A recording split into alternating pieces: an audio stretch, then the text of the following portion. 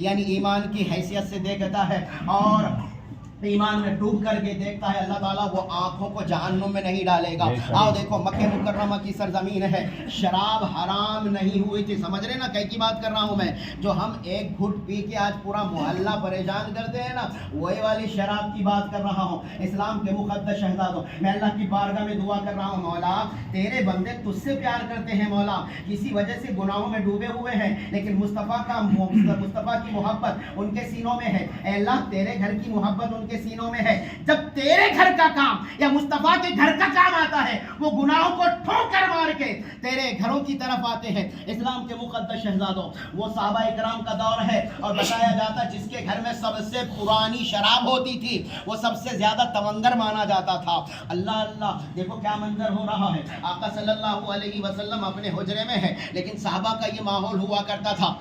اگر نشے کی حالت میں بھی ہو تو آقا صلی اللہ علیہ وسلم کا دیدار کر کے چلتے تھے۔ میرے آقا صلی اللہ علیہ وسلم کا دیدار کرے بغیر حاضر آگے نہیں ہوتے تھے۔ لیکن دیکھو نا نشے کی حالت میں کیا ہوتا ہے، جانتے ہیں لوگ نشے والا انسان دل کا برا نہیں ہوتا ہے، وہ تو نشہ اس کو برا کرتا ہے، لیکن جیسے ہی نشے سے پاک ہوتا ہے وہ معافی مانگنے کے لیے تیار ہو جاتا ہے۔ تو اپنے بھائیوں کے لیے دعا کرو، مولا جو گندی لتوں میں لگے ہوئے ہیں، شراب کی لت میں لگے ہوئے ہیں، جوئے کی لت میں لگے ہوئے ہیں، زنا کی لت میں لگے ہوئے ہیں، تو آج کے مقدس دن کی برکت سے مولا ان کو گناہوں سے پاک و صاف فرما دے۔ اسلام کے مقدس شہزادوں، صحابہ کرام نشے کی حالت میں مصطفیٰ کے گھر پہ دستک دیتے تھے، بڑے زور سے دے دیا کرتے تھے اور زور سے آواز نکال لیا کرتے تھے۔ میرے آقا صلی اللہ علیہ وسلم پوچھ لیا کرتے تھے کون، تو اندر سے آواز آتی تھی دھیری اور میٹھی آواز، باہر سے نشے والی آواز آ جاتی تھی۔ اللہ تبارک و تعالیٰ نے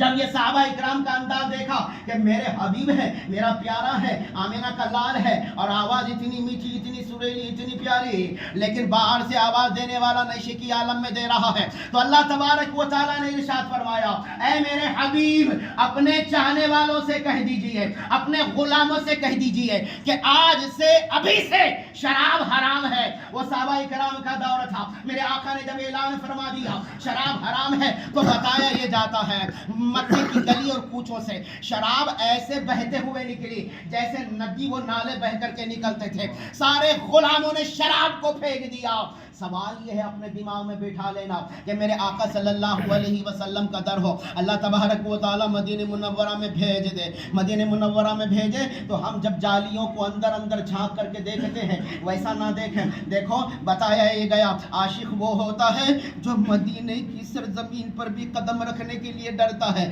ہمارے اندر ایسے کوئی اعمال نہیں ہے جو آقا صلی اللہ علیہ وسلم کی بارگاہ میں چلے جائیں، لیکن ہمارے اندر گناہ اتنے ڈوب چکے ہیں، ہم نڈر ہو چکے ہیں۔ آقا کی سرزمین ہے، مصطفیٰ صلی اللہ علیہ وسلم کا آنگن ہے، ہمیں کیسا جانا چاہیے؟ میں اللہ کی بارگاہ میں دعا کر رہا ہوں، مولا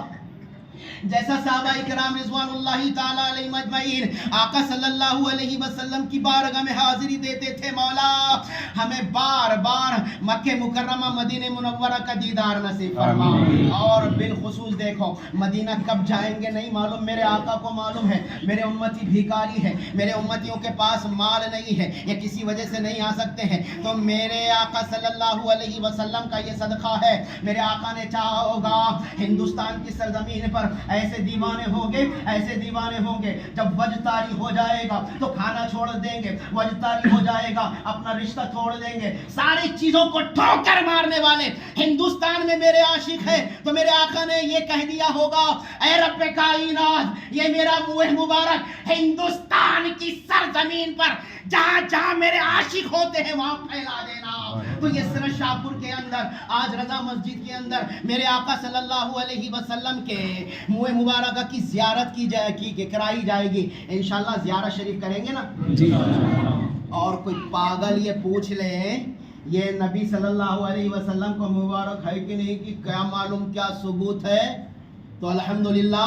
اس کو کہاں بھیجیں گے؟ الحمدللہ یقین ہے ابھی جتنا مولا علی مسجد میں سانسیں لے رہے ہیں نا، یہاں مولاناؤں کو جواب دینے کی ضرورت نہیں ہے، عاشق مصطفیٰ میں جواب دینے کی طاقت ہے، لیکن تمہارا جواب دینے کا طریقہ الگ ہو جائے گا. تو اس لیے مداریہ مسجد میں بھیج دینا, اور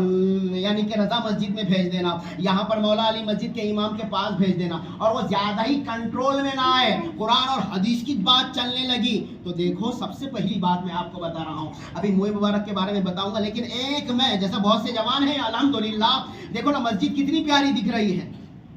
میرے بزرگ لوگ, بوڑھے لوگ جس کے بال سفید کم نظر آ رہے ہیں, پھر جوان, پھر بچے, کتنا اچھا منظر نظر آ رہا ہے. میں اللہ کی بارگاہ میں دعا کر رہا ہوں, مولا یہ منظر تا قیامت تک جاری و ساری فرما. صرف اسی کے لیے نہیں, ہر 5 وقتہ نماز کے لیے مولا ہماری مسجدوں کو اتنا آباد کر دے کہ ہمیں پہلی صف میں جگہ نہ ملے. اسلام کے مقدس شہزادوں, اگر وہ